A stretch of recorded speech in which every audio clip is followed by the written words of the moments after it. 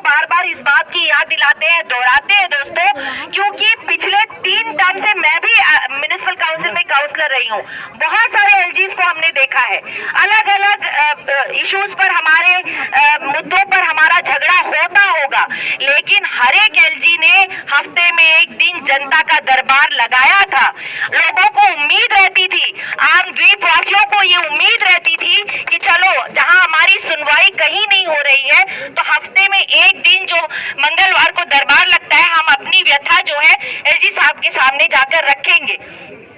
उसके बाद जो भी कार्यवाही होती थी, सभी की समस्या सॉल्व नहीं होती थी, लेकिन लोगों को एक उम्मीद रहती थी और एक भरोसा था कि हमने अपनी बात एलजी साहब के सामने रखी। लेकिन पिछले 8 सालों में जो हमने देखा कि एलजी साहब लोगों से मिलना तो दूर, पब्लिक किसी मंच पर, किसी कार्यक्रम पर नहीं दिखाई दिए। जब वो जनता के प्रतिनिधि, एक प्रतिनिधि, चाहे वो एक काउंसलर हो, एक प्रधान हो, जिला परिषद मेंबर हो, वो हजारों लोगों को रिप्रेजेंट करता है, उनको हजारों लोग चुनकर उस एक प्रतिनिधि को भेजते हैं। आप उनकी बात तो सुन सकते हैं, कम से कम आम लोगों की बात आप नहीं सुनते, उनसे नहीं मिलते। कम से कम चुने हुए प्रतिनिधि उनका माध्यम होता है, उनकी परेशानियों को दूर करने के लिए, आप तक पहुंचाने के लिए। आप उनको सुनने के लिए तैयार नहीं है, लेकिन आपके पास फिशिंग का समय है, गोल्फ खेलने का समय है, बाकी चीजों के लिए समय है, लेकिन आम लोगों की समस्याओं को सुनने का आपके पास समय नहीं है। और हमने इससे पहले भी कई एलजीज को देखा है जो डिफेंस से थे,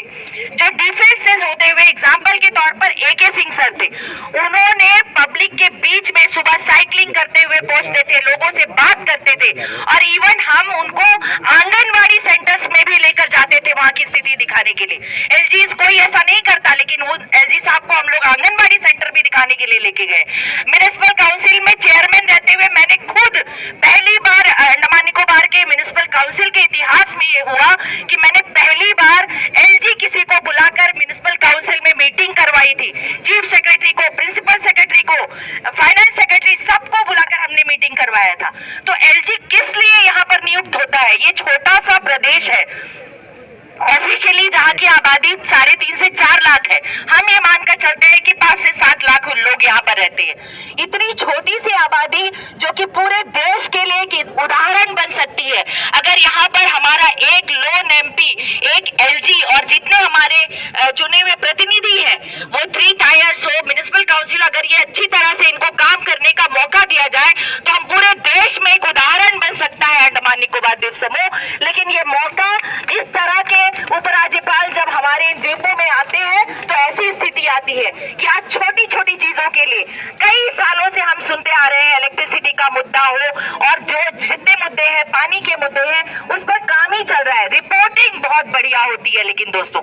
उपराज्यपाल साहब जाते हैं दिल्ली में, जाके मंत्रियों के सामने, प्रधानमंत्री, होम मिनिस्टर के सामने बहुत अच्छी लिपापोती करते हुए रिपोर्टिंग देते हैं, और यही समस्या का जड़ है, क्योंकि ये तब लगता है कि यहाँ पर चुने हुए प्रतिनिधियों का कोई अस्तित्व नहीं है, कोई वैल्यू नहीं है। हम इसीलिए हर एक मैनिफेस्टो में भी और बाकी अलग अलग प्लेटफॉर्म पर हम डिमांड करते रहे हैं कि अंडमान निकोबार में प्रदेश काउंसिल की व्यवस्था होनी ही चाहिए, क्योंकि प्रदेश काउंसिल होगा तो ये जितने ऑफिसर्स हैं ये हमारे साथ बैठकर, हमारे पीछे बैठकर वहां पर रिपोर्टिंग करेंगे। तब हमें ये समझ आएगा कि ये वहां पर दिल्ली में जब जाते हैं, पार्लियामेंट में MP साहब जो मुद्दे उठाते हैं उसके जवाब जो है ये लोग बनाते हैं। वो किसी हमारे इलेक्टेड मेंबर्स को नहीं पता होता कि इन्होंने क्या रिपोर्ट बनाई, और रिपोर्ट बनाकर वहां जमा किया जाता है तो वो उतना चिकना देते हैं उस रिपोर्ट में कि कुछ गलत दिखाई ही नहीं देता है।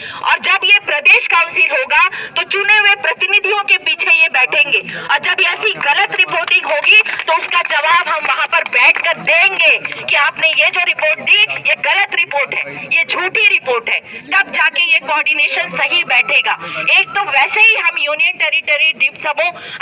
मुख्य भूमि से काफी दूर है, अपनी बातों को हर समय हम वहां मुख्य भूमि तक, अपनी कैबिनेट तक, अपनी सरकार तक बार बार नहीं पहुंचा पाते। और दूसरी सबसे बड़ी कमी हमारी है, नेशनल मीडिया यहाँ पर नहीं है। लोकल मीडिया ही हमारा सब कुछ, जो भी सूचना है, जो भी हमारी व्यथा है, वो आम लोगों तक दूर दूर तक पहुंचाती है। इसके लिए आज के इस जो हमारा प्रदर्शन है, इसके माध्यम से एलजी को हटाने की जो हमारी डिमांड है, इसके माध्यम से हम प्रदेश काउंसिल की भी डिमांड रखेंगे। सरकार के सामने हमने कई बार रखा है और इसके पूरे जोर शोर से मैं सभी राजनीतिक दलों को ये रिक्वेस्ट करूंगी कि आप सभी इस मुद्दे पर मिलकर आवाज उठाइए। आपस की लड़ाई तो बाद में लड़ेंगे हम, पहले अपनी जो आम हमारे द्वीपवासी के अस्तित्व की लड़ाई है। बहुत सारे सरकार हमारे करोड़ों करोड़ों रुपए इस आइलैंड्स पर सिक्योरिटी की नजर से खर्च कर रही है, लेकिन जो आम आदमी की व्यथा है, छोटी सी आबादी की जो तकलीफ है, उसको समझना और समझाना ये आज के डेट में हमारा सबसे पहला दायित्व होना चाहिए। आज हमारे यहाँ जितने लोग जमा हुए हैं, ये सभी से रिक्वेस्ट है कि अभी भी थोड़ा समय है, आप जितने लोग हो सकते हैं यहाँ हमारी इस रैली से जुड़ने के लिए आप अभी भी रिक्वेस्ट कीजिए और यहाँ पर जल्दी से जल्दी लोग पहुंचे और हम ये मैसेज, ये सूचना वहां तक एलजी साहब को तो पहुंचेगी ही पहुंचेगी, साथ में हम सरकार के पास भी ये खबर पहुंचाए कि हमारी जो तकलीफ है आज इतनी बढ़ गई है कि आज लोग सड़क पर उतर आए हैं। दोस्तों,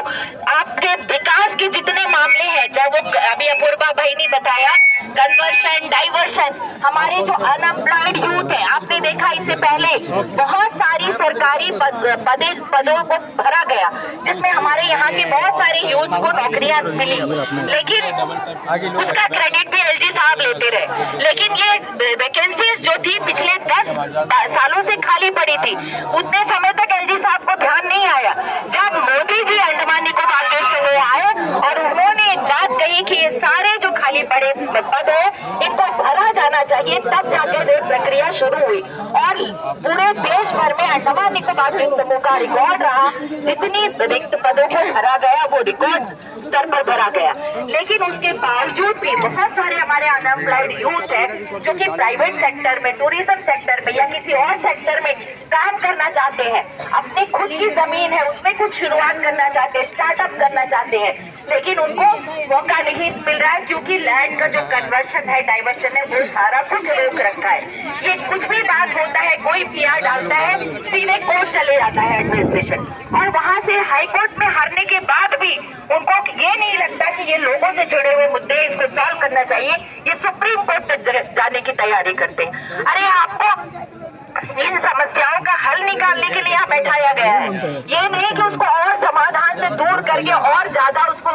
क्रिटिकल बना दे उस सिचुएशन को। और यही करते करते आज ये 8 सालों में ये स्थिति अंडमान में हो गई है कि हम आज भी जो हमारे बेसिक मुद्दे हैं, सड़क हो गया, पानी हो गया, बिजली हो गया, उसके लिए लड़ रहे हैं। और लोग जो ऑपोजिशन है वो भी ये कहता है बार बार कि भाई आपके एमपी है, आपके एलजी है, आपकी सरकार है, लेकिन आपको ये भी समझना होगा दोस्तों कि सब कुछ हमारा है, उसके बाद भी आज हम अपनी जनता के लिए सड़क पर उतरे हैं। क्यों? क्योंकि हम पब्लिक की समस्या को समझते हैं और उसमें कहीं भी चुप होकर बैठने का सवाल ही नहीं होता है। और एमपी साहब का पूरी तरह से साथ दे रहे हैं और वो चौथी बार वो एमपी बने हैं। 3 बार उन्होंने जो अंडमान निकोबार द्वीप समूह के लिए काम किया वो रिकॉर्ड काम था और वही वजह थी कि जब इस बार उन्हें टिकट मिला तो लोगों को बहुत ज्यादा बोलने की जरूरत नहीं पड़ी, तो उनका काम बोला कि 24,000 वोटों से वो जीत कर यहाँ आए